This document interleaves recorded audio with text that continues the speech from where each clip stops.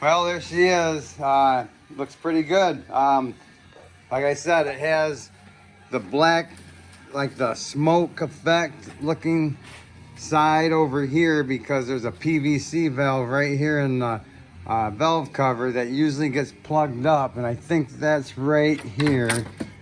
Let's see if I could get a good view of it. Yeah, it's right there. Those two little pinholes that you see in there, that's where it breathes, and usually it just gets covered with crusty burnt oil. They got a new valve cover that has this part sealed with 3 little pinholes in it so it can't get oil over here, because then it gets sucked up into your throttle body and burned out your exhaust. So when your oil disappears, that's when your timing chains start going bad because it's burning and stretching the chains, and this gets all tarnished and doesn't allow it to compress. And you see how far this one's out. It should be right about there. So it's lost its tension on the timing chain itself, and even on the bottom one. Because when I replace them, you can barely see the shaft.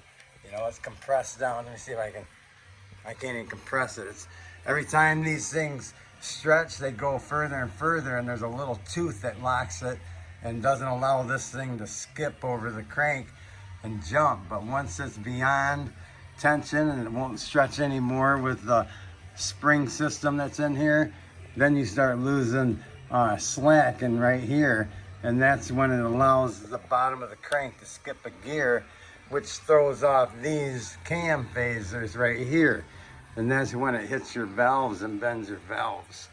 So those are things you want to take care of as far as your PVC, making sure it's breathing and all cleaned out, because as you can tell, it builds up cake in there.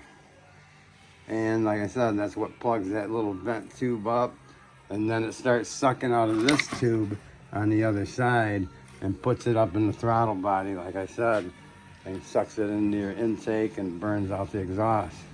And you're like, how come this thing's burning oil 2-3 quarts at a time every month? Well, it's because you're PVC.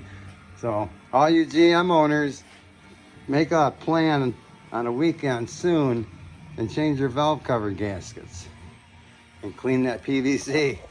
Make sure you subscribe or you won't see all the other good information that I have on these 3.6 General Motors engines.